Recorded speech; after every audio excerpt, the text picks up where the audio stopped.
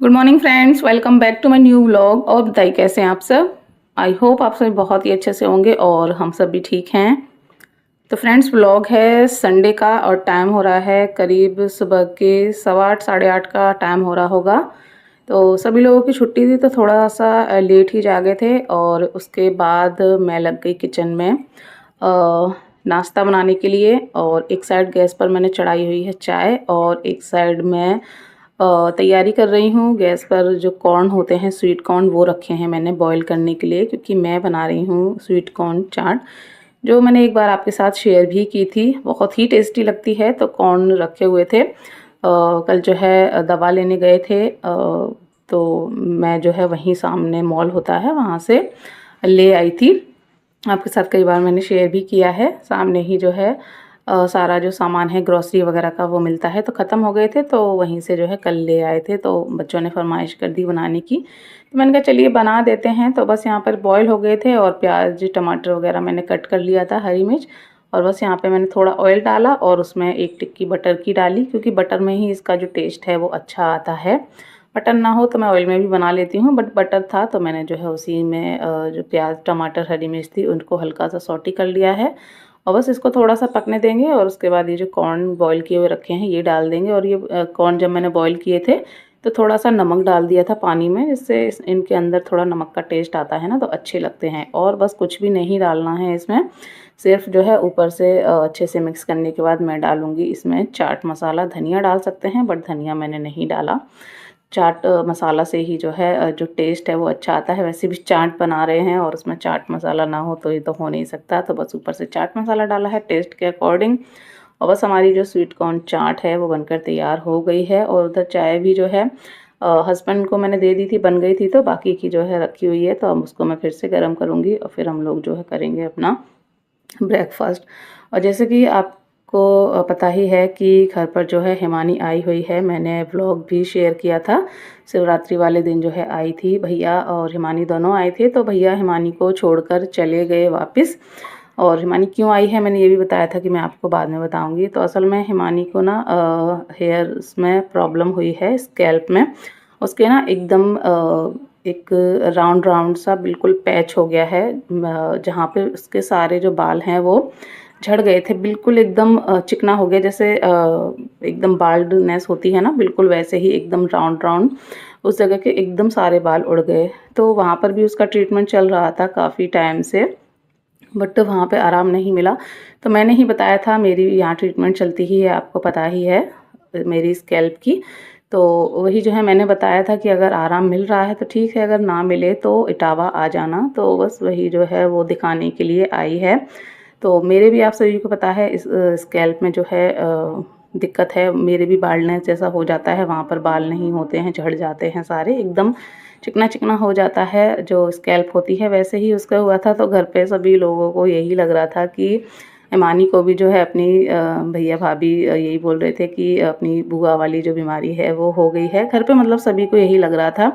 But मुझे पता था कि वो चीज़ नहीं है, क्योंकि उसको सिर्फ वही दिक्कत थी। और जब मुझे ये प्रॉब्लम हुई थी, शुरुआत मेरी भी ऐसी हुई थी, बट मेरे को इसके साथ साथ और भी बहुत सारी जो प्रॉब्लम थी, जो सिम्टम्स थे वो थे। तो मुझे तो पता था और मैं जानती थी कि वो चीज़ नहीं है। और सच में मैं तो यही भगवान से प्रे करूँगी कि मेरी जो परेशानी है, मेरी जो प्रॉब्लम है, जो मेरे साथ हुआ, सच में किसी के साथ ना हो, किसी के भी साथ ना हो। क्योंकि किन किन हालातों से, किन किन सिचुएशंस से मैं गुज़री हूँ ना इस बीमारी की वजह से। कितने साल मेरे बर्बाद हुए हैं इस बीमारी की वजह से। कितने टाइम जो है मैं एक कमरे के अंदर बंद रही हूँ, सारी चीज़ें छोड़ के, वो मैं ही जानती हूँ। तो बहुत ही सच में बुरी हालत हो गई थी। तो मुझे पता है कि कितनी तकलीफ़ मुझे हुई है, कितना कुछ मैंने सहा इस बीमारी की वजह से। तो मैं तो बस यही कहूँगी कि भगवान ये जो मुझे बीमारी थी किसी को भी ना हो। बट वही है ना, अब अपने हाथ में तो होता नहीं है। बीमारी आजकल क्या से क्या हो जाता है। और आजकल तो ऐसी नई नई बीमारियां आई हैं जिनके बारे में हमने सुना भी नहीं होता है। मुझे जो बीमारी है SLE की, मुझसे पहले भी जो है मैंने कभी नहीं सुना था कि किसी को ये इस तरह की भी बीमारी होती है। तो वही चीज़ें घर में सबको यही डाउट था कि कहीं वही चीज़ तो नहीं है। तो वही हम लोग दिखाने के लिए गए थे। तो मुझे तो पता था वो नहीं है, बट डॉक्टर ने भी जो है कंफर्म कर दिया कि वो चीज़ नहीं है। हिमानी को जो है एलोपेशिया हुआ है, जिसमें जो है अचानक से सिर के बाल एक जगह से झड़ जाते हैं, जैसे 1 रुपए का सिक्का होता है, इस तरह से गोल गोल जो है पैचेस में जो बाल हैं वो झड़ते हैं। तो किसी किसी को बहुत ज़्यादा बुरी कंडीशन भी हो जाती है। डॉक्टर ने उनके यहाँ जो और भी पेशेंट आते होंगे उनकी भी पिक्चर वगैरह दिखाई थी, बहुत ज़्यादा बुरी कंडीशन थी, पूरे सिर के एकदम बाल झड़ जाते हैं। बट हिमानी की अभी शुरुआत ही थी तो वो दिक्कत नहीं हुई, तो उसी के जो ट्रीटमेंट है वो स्टार्ट कर दिया है। उस दिन गए थे तो मेडिसिन दे दी थी, अब जो है कुछ इंजेक्शन लगेंगे, तो वो जो है बुलाया है 5 दिन बाद, तो फिर से जाएंगे और 3 इंजेक्शन लगने हैं, तो वो जो है ठीक हो जाएगी। बोल रही थी कि स्टार्टिंग ही है, जल्दी से जो है दिखा दिया है तो ज़्यादा दिक्कत नहीं होगी। तो बस वही सारी चीज़ थी।